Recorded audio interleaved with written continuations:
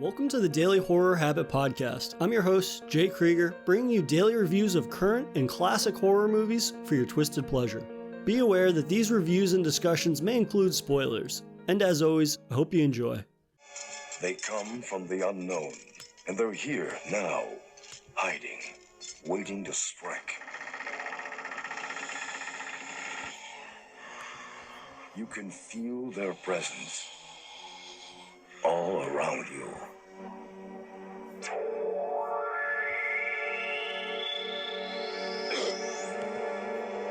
Never before have you come this close to the edge of terror.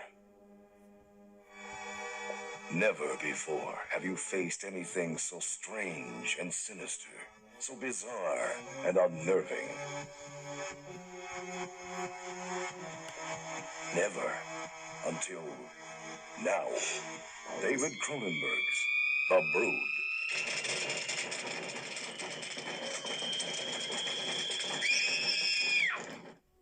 Are you ready for me, Frank?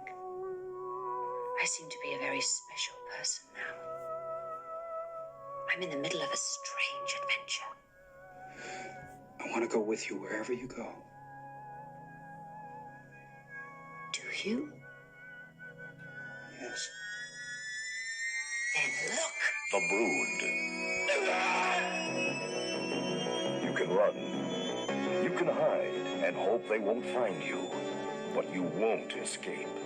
Once unleashed, the Brood will destroy anyone who gets in their way.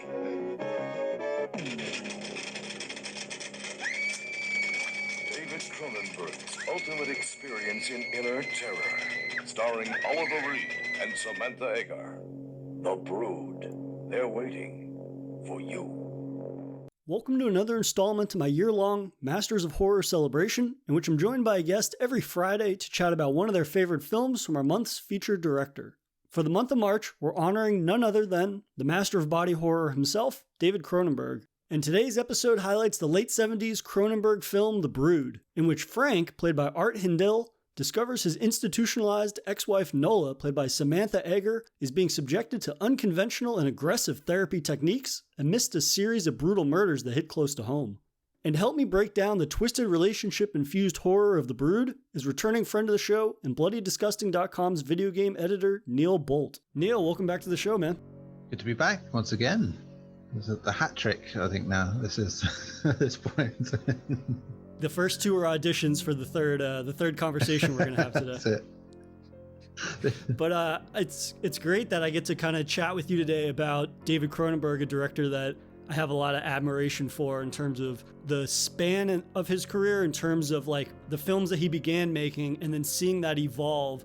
And yet he never moves away from some of the themes and imagery from his early films. If anything, it literally evolves. It never kind of like leaves behind anything. And I think it's one of the directors that from his first two features, it's something that you can see a lot of the DNA from those movies in later of his films. And yet it never feels like he's kind of egregiously returning to the well. It feels like he's taking those older ideas from his career and then really building upon them in the best ways possible. Yeah, absolutely. I think for most people, they sort of get around the middle, the peak Cronenberg, if you will, years is where they sort of enter it and discover the other stuff either side later. But as you said, there's something to each era of Cronenberg that is fascinating in that, as you say, he has a consistency, even if he shifts away from doing the more horror-led things that he used to do.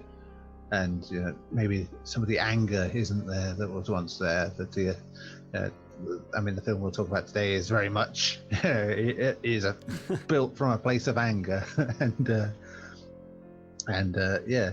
he's a fascinating director in so many ways. And there's still so much of his stuff I want to see, and especially in the later years.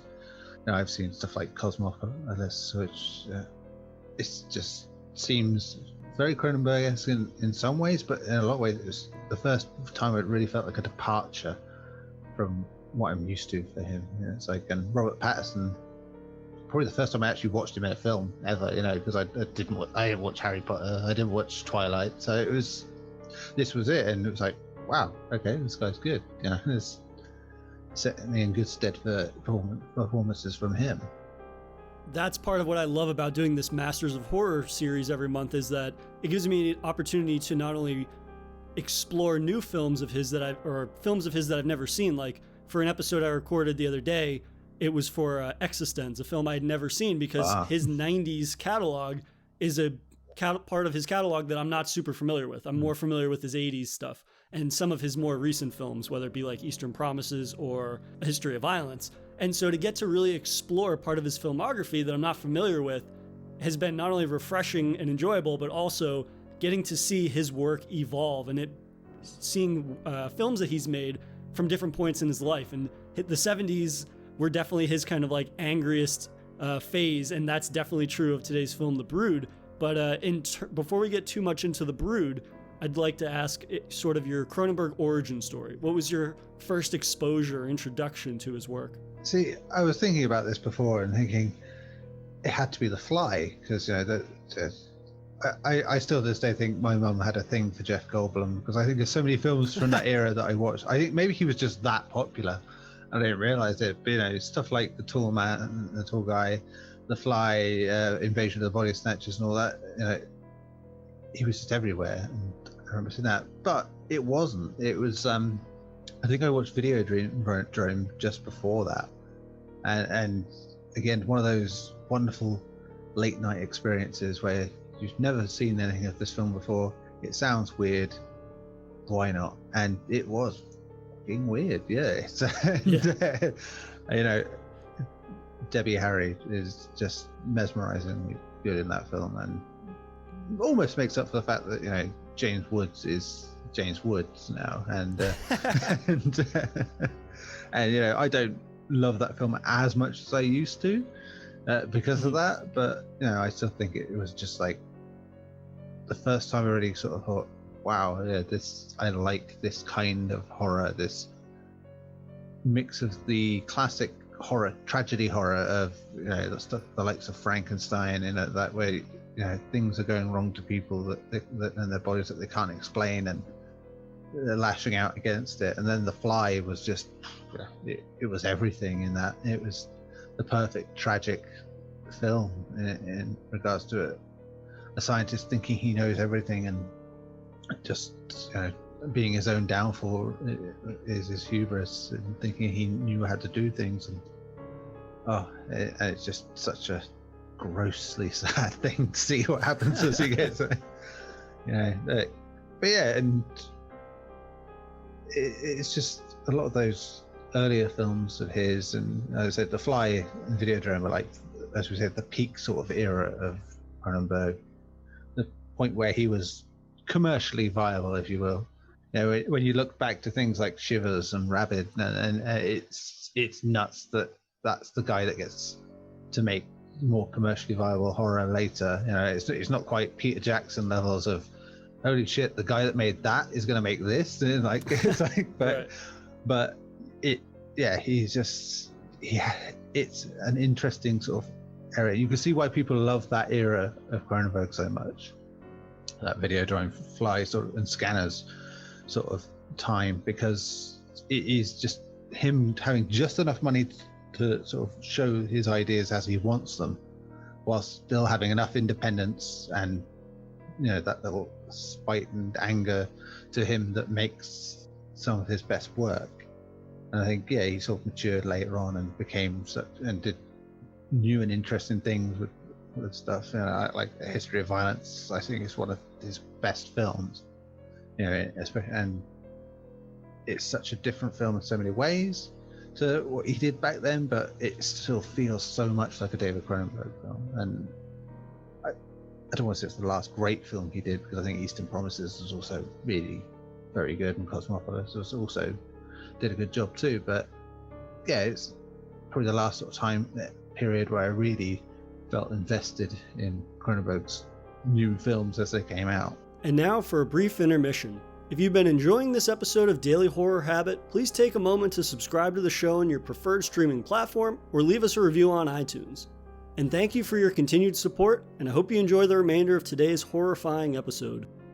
Yeah, so for me, The Fly was my first introduction to him, definitely. It was one of those things where I went to my grandparents' house, they had it on VHS, and I was like, oh, I'll throw this on, and threw it on. And a quality to his films that I think is a real testament to his mastery and to see him grow with this skill is his ability to insert us into familiar worlds and then immediately turn our understanding of those worlds on their head, right? Yeah. A lot of his films, I feel, they open in a way that there's nothing really indicative of his specific brand of horror, right? You're kind of inserted into these very almost mundane worlds.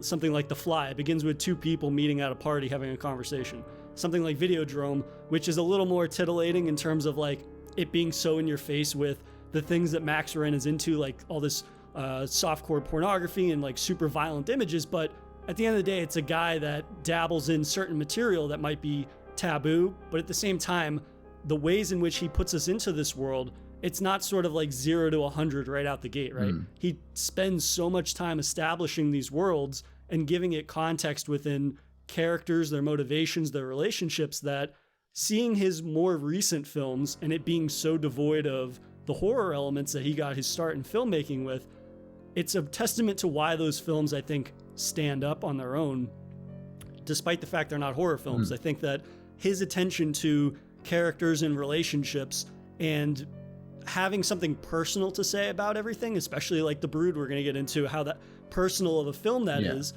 it makes it so that way, even if you can't really, if you don't necessarily buy into the mutant child aspect and all of these things, at the core of the film, it's about a relationship, a contrasting relationship, or a relationship that's fallen apart. And this is really an angsty release of a lot of probably repressed emotions that have a real world basis. So they come across that way in a way that I think really makes this film work in a way that it didn't for me the first time I saw it. So I'm excited to break down some of the reasons why The Brood is such a standout Cronenberg film for you. Yeah, absolutely. It is, you know, one of the later ones I got to see in a lot of ways. You know, it's like, but it has just so much about it that works for me in a Cronenberg film. Like, it's not like I can say, oh, I relate to this because of this and this. You know, I can't say I have any kind of mental health issues that are depicted here. I mean, certainly not to go manifesting demon children, but it's like, you know, I've not had the problems of having to, thank God, divorce, but it's a fear, you know, and maybe that's why it hits in the way it does, because when you're married and you have kids and you have this legacy to yourself, you don't want to ever think that that's going to happen, that you have to deal with this horrible, bitter fallout. And not all of us would have the outlet that David had to express his own very real life distaste at his own divorce, which obviously inspired The Brood. And yeah, it's a film where I look at, I mean, the main kid in this, just, okay, she doesn't do much. She's very almost catatonic in the way she is. It kind of makes sense in how everything's going. You know, one parent's, you know, full on lost it, and the other parent's just angry all the time, just bound to just be sat in this middle ground. And, you know, it kind of plays into what happens later in the film.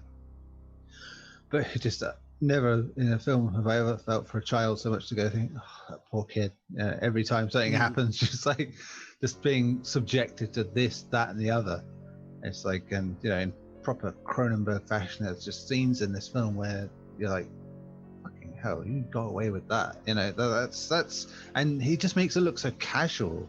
You know, it's one of the things that's always remarkable about Cronenberg's films is that he makes violence, extreme and weird violence, seem so ordinary and so mundane, and ties into, as you were saying, the fact that the worlds these films inhabit are usually very mundane and very ordinary, and that's what makes them just that bit more unsettling.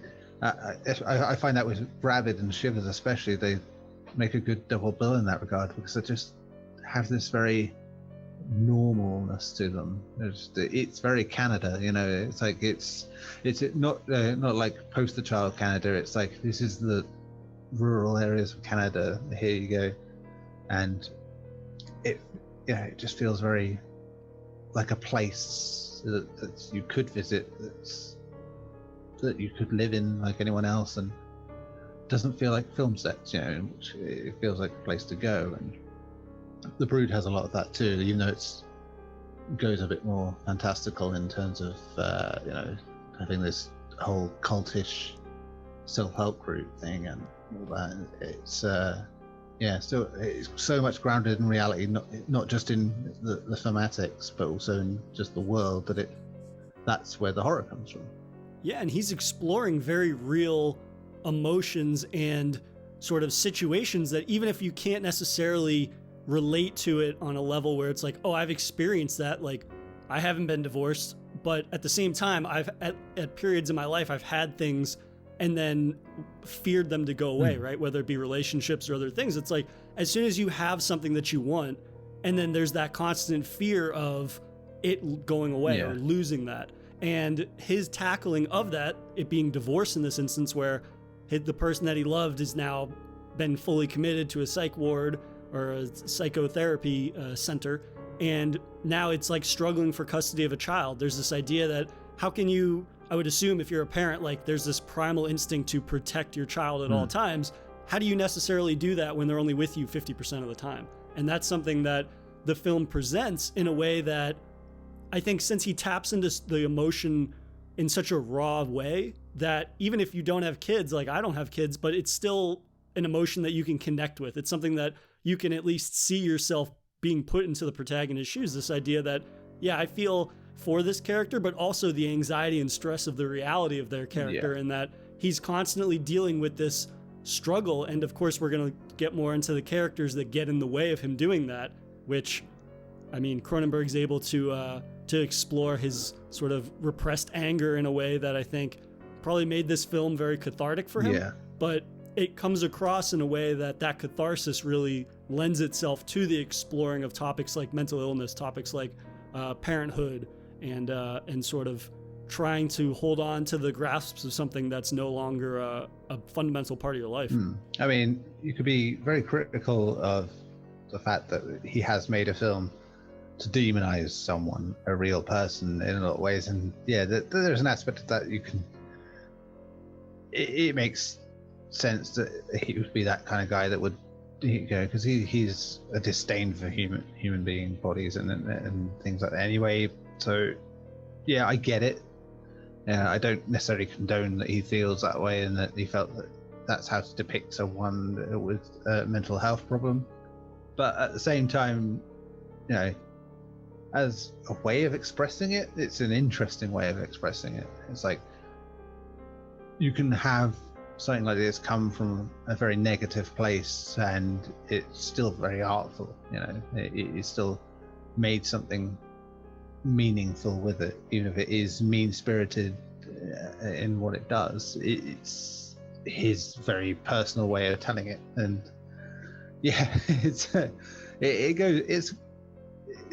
I would be, there are ways you could deal with these sort of things, and most of them would be very humdrum dramas in a lot of ways, I think. But this is very much, he pretty much tapped into everything in his head at that time and made this.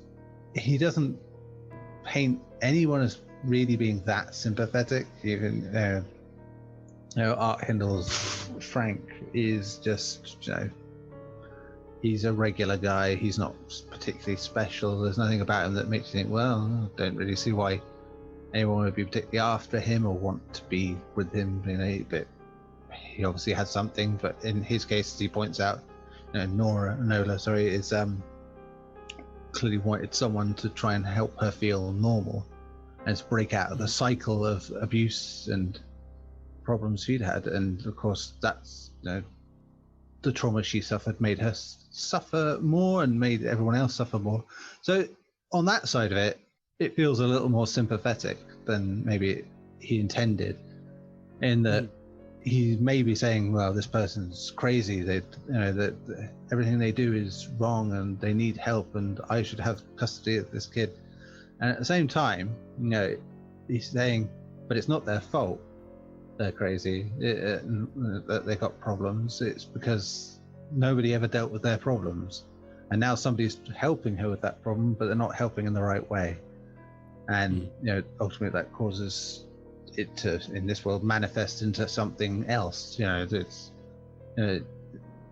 you think of these demon kids as basically being the ulcers on her, the lesions on her body that grow out of malice and anger and paranoia. She wants to be normal, but she can't shake everything that's been imprinted on her by her parents who, it's interesting that they show that her father has remorse and guilt for not stepping in and doing better by her, but they really show her mother as being quite normal, and she gets on with Frank really well, and despite everything, and it's an interesting dynamic because, again, if it's drawing from Cronenberg's own references, it's again saying that, oh, this person seems nice and normal, but again, clearly pointing out it was their fault, and everyone else would make it seem like this was a normal person who was quite lovely to other people, but clearly was just continuing some cycle of abuse that she had from her own childhood, and sort of passing the torch, which goes all the way to the end of the film where it's clearly happening again.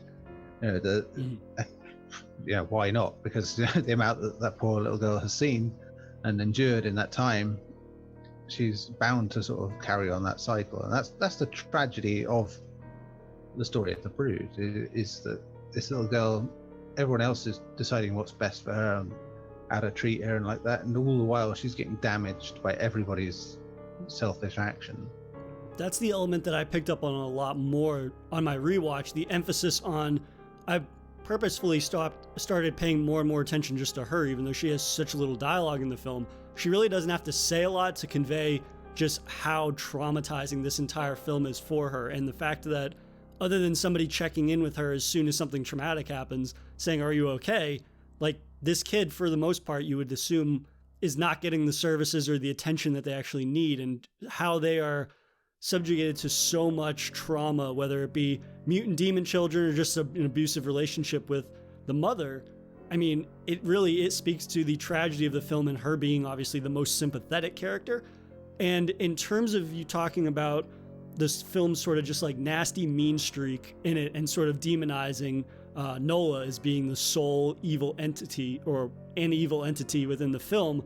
I mean, I think I would have found the film to be even more so off-putting to the degree that it was distracting had they not had Dr. Raglan's character played by Oliver Reed. Like, he is the perfect equalizer of evil in this, in that he is a person that you can view and you can blame as being responsible for exploiting Nola's mental state, whatever that may be, and whether he's exacerbating it and how he's like exploiting that basically. And to have somebody to direct your anger at and really have it be unquestionable anger towards him or resentment towards him up until the like final moments of the movie where he tries to have this sort of redemptive arc, it helps to channel that anger in a way that, had it not had that, I think it would have been a lot more difficult for me to stomach just the resentment and the hate that Cronenberg channels at Nola, and how that has a real world basis, which makes that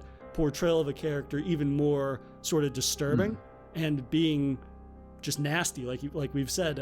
And so I think that character, Dr. Raglan, is really pivotal, and I didn't necessarily attribute that to him the first time I saw the movie, and so I have a lot more sort of respect for that character existing because it's the equalizer of that hate. It makes it so that way the film is not just this guy going after his ex-wife the entire film. Now, say what you will about that making this experience more consumable for me, but I think in terms of this is a movie and this is a narrative, I think his character serves a much greater purpose than I appreciated the first time. Yeah, and it's easy to say that with someone like Oliver Reed, who one of those actors who just had this effortless quality that he could just pretty much do anything. He could phone in a performance and be better than pretty much anyone on a set, quite easily. And given his propensity to having a few drinks, it was quite likely that he would have off days and not really feel like he's putting a lot into it. But he's very quietly effective in what he does here. It's like he's one of those where I think when he performs, you think you don't like the actor because he plays people who are like borderline unlikable. It's not that they're necessarily awful people or anything like that, but it's just something about them that irks you and makes you think, dude, just fuck off, just leave like that. And he does that, and it's him. It's just, yes, it's part of him as a person, but it's also just the way he plays characters. He understands that part of himself, if you will,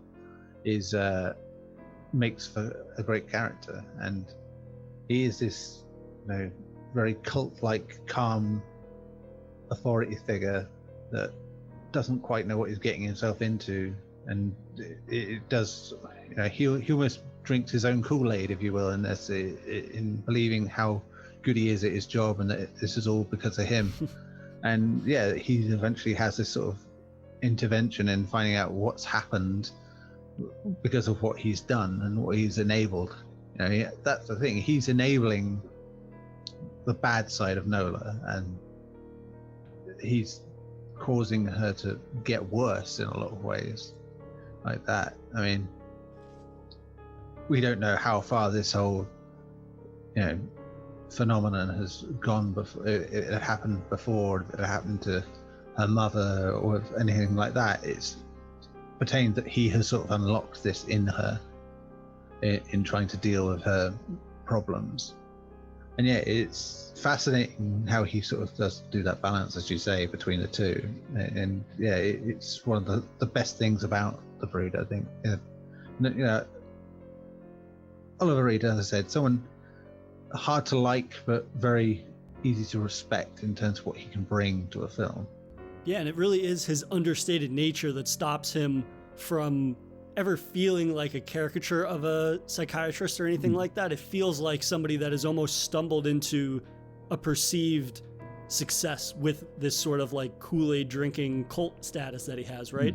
There's this, he's always positioning himself as this figure of authority within this realm, and yet it's almost like he's just kind of like going through the motions and doesn't fully understand that. Yeah. And yet he never becomes this person that is like preaching. He never has a preaching from the mountaintop moment where he's telling people like, this is everything that is happening and all your success in therapy is because of me, right? We never get that kind of like moment that I think would take the Brood from being a place of very personal and having a very grounded setting that we're introduced to and grounded situation, and then making it into this sort of like cartoonish depiction of like a heightened version of a supernatural phenomenon divorce tale, right? It kind of feels like having people that are very understated, and it ties into that sort of mundane nature that Cronenberg has in crafting his world and in crafting these characters to a certain extent. And I think that is one of the qualities that on a rewatch I appreciated a lot more. And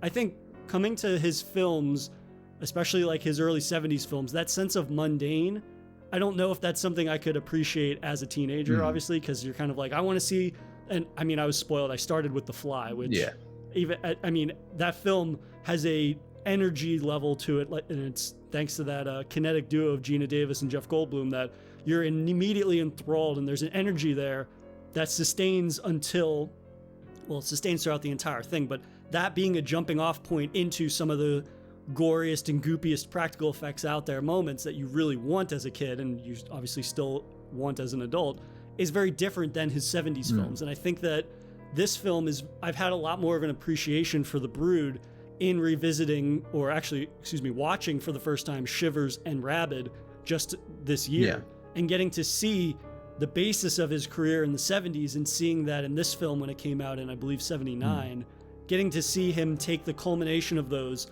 and really begin to refine the characters and have an attention to the world in a way that, while I think there was fragments of that in Shivers and Rabid, it feels much more refined in his sense of style in communicating that. Because when I compare The Brood to both of those films, this is the much more personal film. This is a film that I think, while there are no performances that rival anything like what we got in The Fly, at the same time, though, the performances feel like they are perfectly serviceable for the themes that he wants to tackle. And there's at least a sense of personality in the performances that, while they might not be my favorite performances of actors in his 70s films or in his filmography in general, I still feel that they are really being true to those characters in a way that it sustains the narrative that he's telling in those in a much more sort of robust fashion that makes for just a more memorable story. Yeah, I mean, there's sort of a middle ground with this, where there are some very good performances and there are some underwhelming performances, probably by proxy, because the good ones are so good. As we said, it makes sense. Samantha Eggar as Nola is, for what she's given, is really good. She's really convincing as this needy, paranoid, damaged person who just doesn't quite understand the trouble she's causing, in not dealing with her anger properly. And like Oliver Reed, as you said again, he brings so much gravity to this situation. As we said before, it's a shame that our Frank isn't particularly well fleshed out as a person. He's the acting there is not great, and it doesn't sort of help make you sympathetic to his cause, which, given how Cronenberg approached it, probably wasn't the intention. You want someone a bit more convincing and sympathetic, but he's not that guy. And the support cast is okay in that regard. It's just that they're there, do their job, and that's it. But it's, as I said, it's not the worst bunch of performances I've seen. As much as I like Shivers and Rabid, there are a lot of hit and miss things in there too. But you appreciate why, because of when it happened in his career and who he had available to him. It's fair enough. And the overall atmosphere and tone and that he sets sort of negates that. Whereas here it starts to feel like he's forming a new thing. His identity is more solid, and so the flaws maybe feel a bit more prominent in that regard. And I don't know, I can wave them away a bit with it, just because I think the ambition is higher again here.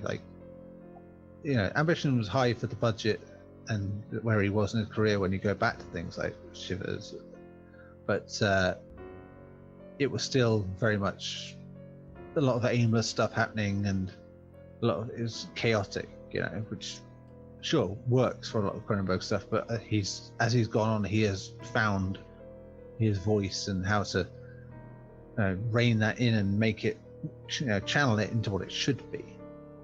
Right, and especially during this period from here to The Brood, going through the 80s to the early 90s, is where he's really getting that balance of, he's got the money, he's got the know-how, he's got the right people around him, he's got the right actors, and he knows what he wants to do, and completely, and he doesn't have to sort of give halfway on that. And it's probably why I think it's so great, is just that sort of the real kickoff point for his best era. His most inventive, his most ambitious, his most creative time in his career. And I think, that's why it sort of acts as a sort of tethering point between the old Cronenberg, this up and coming indie filmmaker, to this king of body horror image that he got from that point on. And I think an element of The Brood that I really appreciate, especially when comparing it to Shivers and Rabid, is his tackling of the taboo feels a lot more focused in what he wants to strike at it. Because my initial reaction to something like Shivers when I first saw it was that this is a lot of shocking imagery that feels like it is shocking for the sake of being shocking. Yeah. And I mean, there is a certain, while I can appreciate what he achieves with that film, and I think that that film is, I was surprised by how affecting that film is, given how it's his first sort of horror feature film. I think that some of it is definitely there, and there's not a lot of weight to it. It's kind of just shocking for the sake of it. And then you kind of get a little bit more of that in Rabid. But then the Brood, I feel like the taboo subject matter that he is presenting is the same in the sense that it is uncomfortable, but it is examining human behavior in a way that is not extraterrestrial or parasitic, like a parasitic threat. It's more about, like, the film opens between an intimate moment with Dr. Raglan and a patient, and they're doing this like weird daddy role playing where it's talking about a patient's trauma they sustained from their father, and Dr. Raglan is pretending to be the father, and this grown man is like calling him daddy over and over, and it's very uncomfortable and very disturbing, and it taps into that same ability of Cronenberg's to really portray taboo subject matter, or to portray something that is fundamentally uncomfortable. But that scene doesn't ever go into, like, it never becomes lewd or anything like that. It's more about the way that people are talking and the weight of their experience that comes across in their dialogue that I find to be equally as uncomfortable.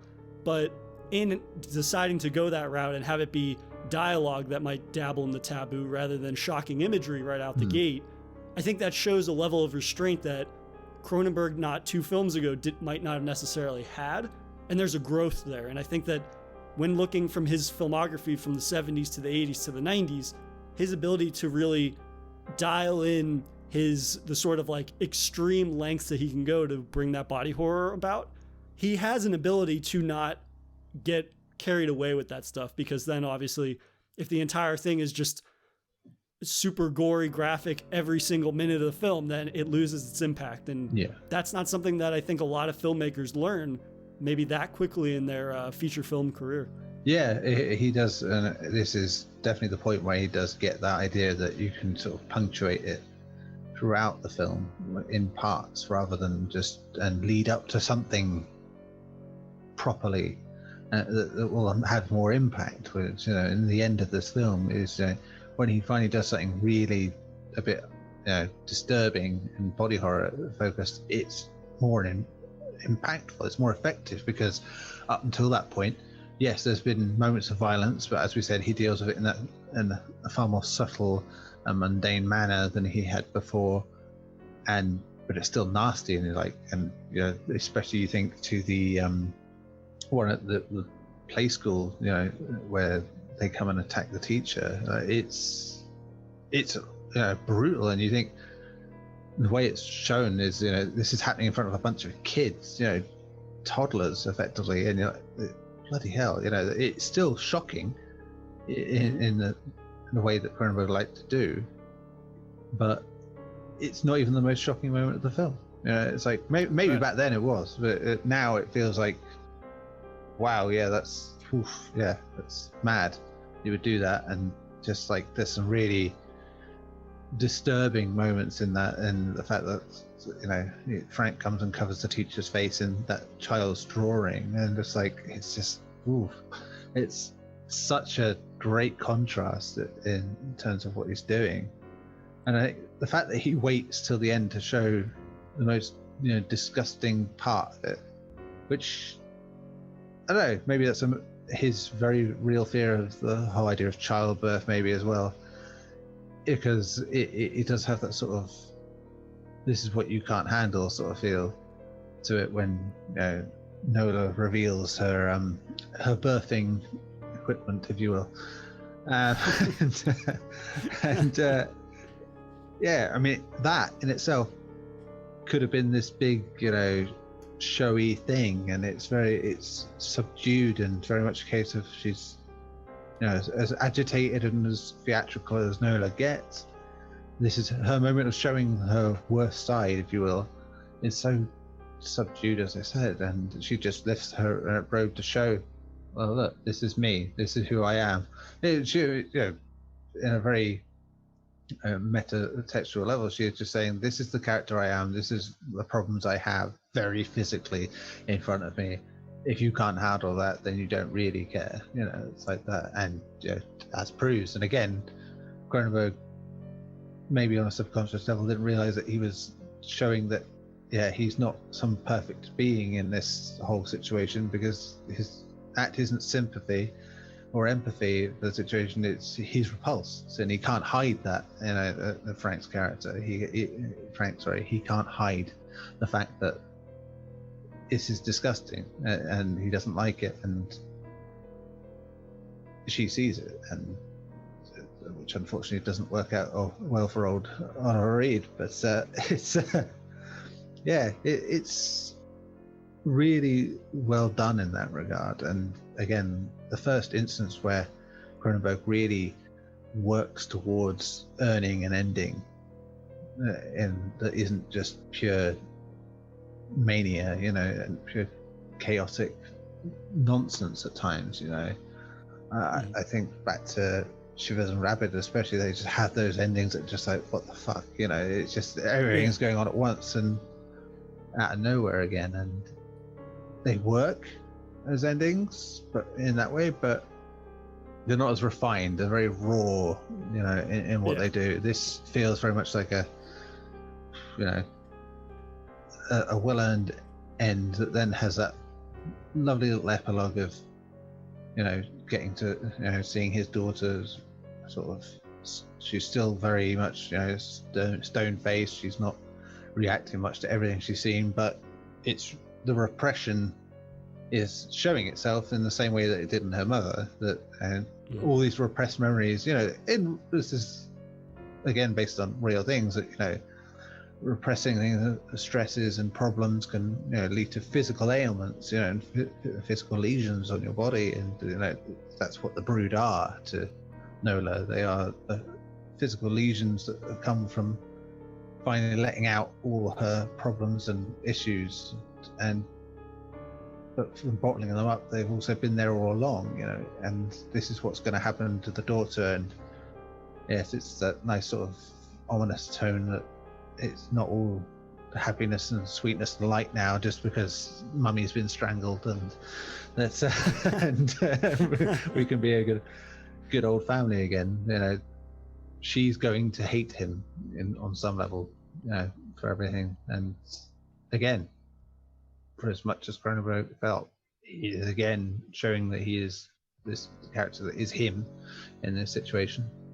He is no perfect person in this whole situation. He's as angry as he is, and as justified as he feels in his actions. He is not making these actions out of anything other than his own selfishness.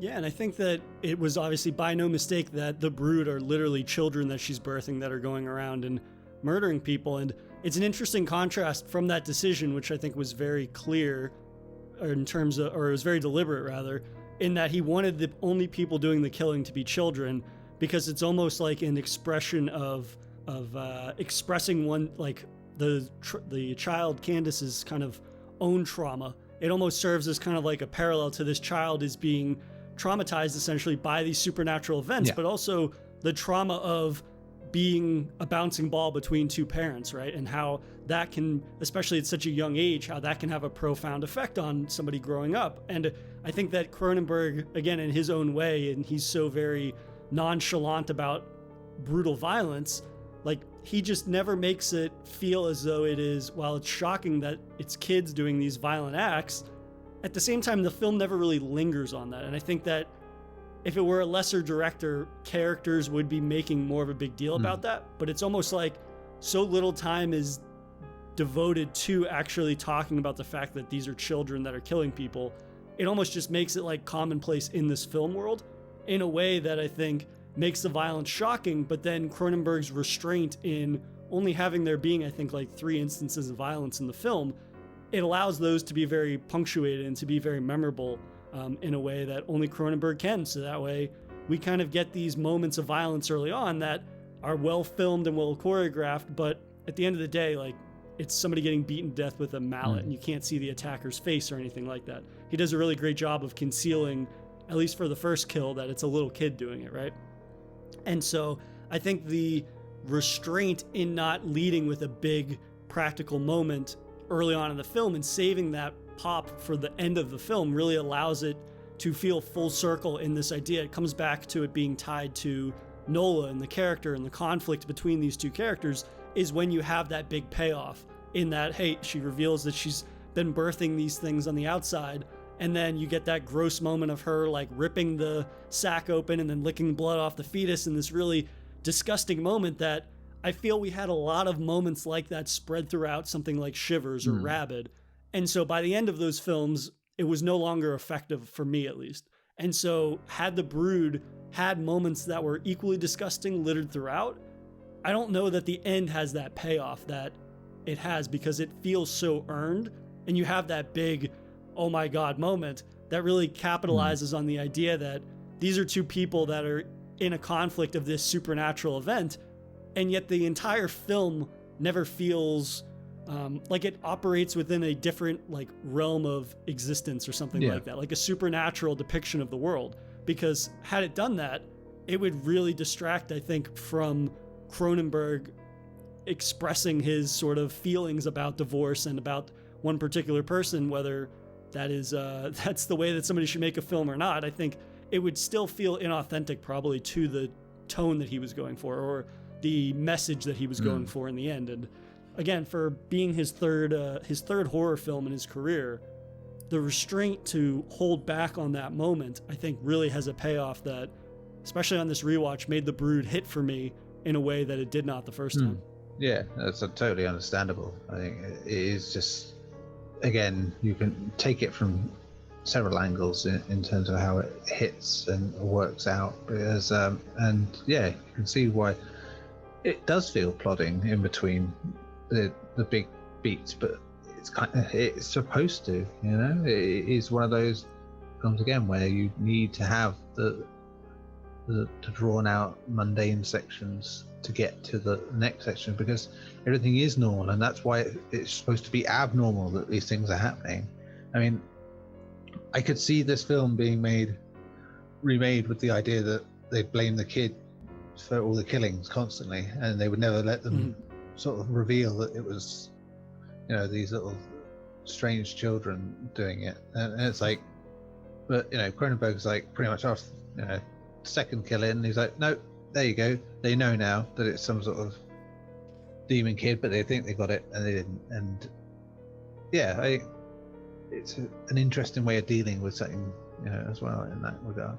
Yeah, and he just has the ability again to kind of go the unconventional route for something, because I totally agree, if they do an American remake of this, like, that's the angle that half of the film is going to dabble with. It's trying to exonerate his own daughter from being a suspect in these murders, and it doesn't have that, because had they had this sort of like hyper procedural crime narrative as the subplot to the film, then it becomes almost just too fantastical, and then you're just like, okay, well, these series of events are becoming so far-fetched that the raw emotion, I think, of a situation that is relatable to a large portion of people, like this idea of grappling with the divorce or grappling with sharing your child with another person, I think would be lost. And again, that's coming from somebody that doesn't have kids, but the raw emotion there of these characters still registers on just the most basic level. And I'm sure that's heightened if you have kids to a certain degree, because to the most degree if you have children. So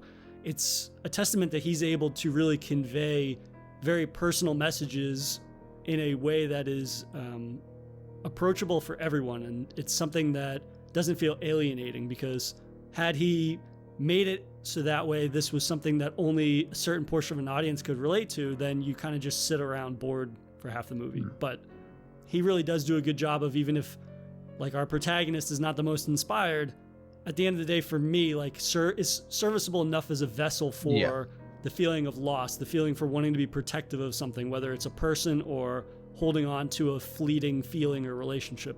Yeah, I mean, like I said, it as you know, it may not be a great performance, but I think enough comes through to give that character some layers, at least, as I said, to make him seem like a person, because in trying to sort of recreate himself, Cronenberg has actually given the character his own flaws, if you will, you know, in not tolerating the problems of Nola, of not understanding why what he does might be problem or problematic, and that's what makes it more fascinating. You know, whether the director felt like that or not, subconsciously he's done it. You know, he has given the film more depth than he probably realized in doing so.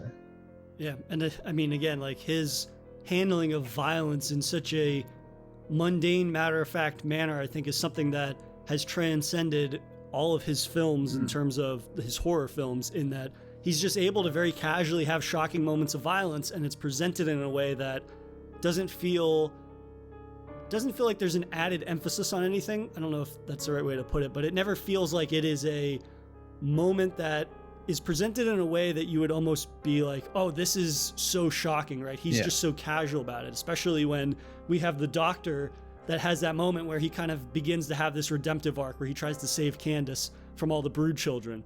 But then just as soon as he basically is making himself bait so she can run away, we get 2 or 3 shots of him like shooting the brood children, which is, I mean, I don't have kids, but I work with kids. And so that moment is incredibly shocking and disturbing to me on a level that I would assume it is just like for a parent. And obviously, nope, it would be disturbing for everybody. But I'm saying in terms of like seeing an act of violence, even if it's a mutant child, having the word child associated with it just makes it especially disturbing. And again, he's so casual about it because it doesn't linger on that moment, right?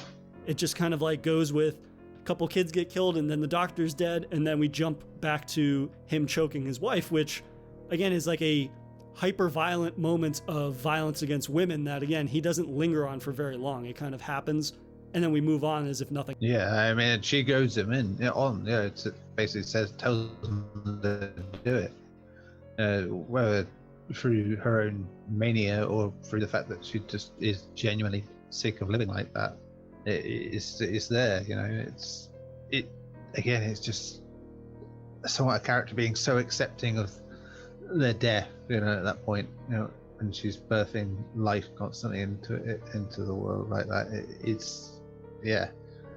It's jarring in the right way.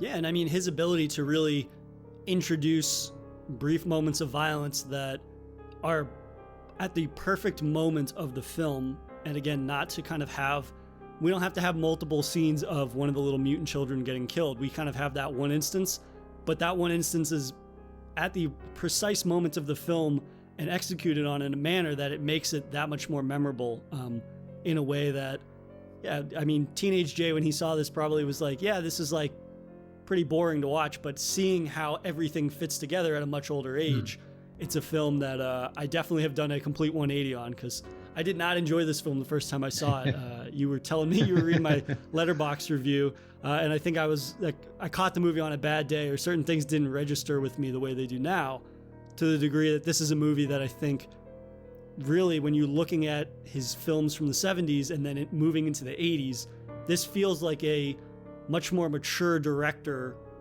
going into what I find to be his sort of the cream of the crop in terms of Cronenberg, with his run in the 80s, which is almost unrivaled in my opinion in horror. I mean, he goes on quite a run from here, and it's quite something. It's like stuff that echoed out into pop culture beyond this. Even the Brood, to be fair, has some impact in terms of popular culture. It's probably subtler in terms of other films have copied ideas from it because it's sort of flown under the radar compared to most of his other stuff. It doesn't get picked up on as much, but I can think of some films that have used similar ideas and topics and to sort of push forward the whole family trouble, family divorces and whatever. So and I think that it's very telling that you're able to see you could draw a line from his 70s films all the way up to a certain extent his films in the early 2000s, and just see him continually build on ideas, but with each idea or each film he's interpreting it in a new way, or he's evolving it in something. I feel that, like, I recorded an episode talking about Videodrome and then talking about Existenz, and while those two films have similar commentary on technology, his ability to really present it in a new, refreshing way, obviously there's new technology, but it's more so able to make a commentary that is still applicable in both films through the medium of the blending of technology and humans and flesh and metal and these concepts that he's fascinated with. And yet it never feels like he's just doing another interpretation of a film that he's already done. Yeah. And I think that that's very telling, especially when going back and looking at his 70s films, which I'm now familiar with, going into the 80s and how that bleeds into the 90s and into some of his 2000 films. Yeah, it's he's probably long due to do it, go back into the genre again, but he's contributed enough, I think, to last a lifetime. That's the thing, I've got my fingers crossed. Maybe we'll get one more, but I think he is a director that if he were to kind of just like hang it all up, his filmography speaks for itself in terms of him having a undeniable impact, not only on the horror genre, but in terms of somebody that I think is able to convey a lot of very personal ideas and experiences and things throughout his films, whether that be horror or some of his crime films that he's done in the later part of his career. But yeah, I mean, Cronenberg is an all-timer for a reason for me, and I appreciated having the opportunity to revisit The Brood. Yeah, it's Cronenberg in general. Even myself, I don't tend to appreciate quite how good he's been for every film I've seen of his, which isn't all of them. I don't think I've seen a bad one. I don't think I've seen an average one. Even stuff that's really different, even stuff that's really raw, has something to it that is so distinctly him, and has a style and some. Even when it's a bit wild and messy, like his earlier work, or very un-horror like later stuff, it's still him, and it's still entertaining in a way that only he can do. It's like, you just look at the filmography over the years and you just think, he made all those good films at different points, and he deserves. Again, it's a horror thing. I think generally when directors get celebrated, it's because they do big dramatic films or big extras or whatever, and that's where they make their name. You're gonna get more credit for being a Sam Mendes, making maybe 2-3 good films in your entire career out of 20 than you are being a David Cronenberg making horror films for so long, being an icon of that genre, because that's unfortunately how part of the film industry works. It likes the money that horror brings in, but it doesn't necessarily give the credit it deserves to the genre, and Cronenberg is very much the epitome of that, because for all the big sci-fi horror directors of the past 40 years, maybe, he's 50 years thinking back to us now with this, but he's one of the most consistent, and who's managed to evolve while still sort of having that style, still there in his films, even when films have changed and he's changed how he's made them. It's like, you can see how his films could be divisive and get people rubbed the wrong way in different ways, but I think they're saying something, if that's the case, at the very least. So I remember the peak of it with the likes of Crash and the controversy that caused. It's like, I've still got to see that one, but I remember at the time thinking, God, that sounds like it'd be mental. It'd be crazy, amazing to see, because it's after The Fly and just stuff like the Dead Zone and Videodrome and Scanners and all that, and thinking, I'd love to see that. That sounds cool, and just never got to, because it never really came out over here for years and years. So I think Arrow just brought it out over here, and again, Criterion too. So that's one I'll be watching in the near future. But there's so much still to see of his old and new. I think you can even get access now to his old short films and stuff like Crimes of the Future, the stuff that sort of preceded everything. And I like to sort of see both ends of his career still, a bit more. I feel like I've just sort of seen the middle part in a lot of ways.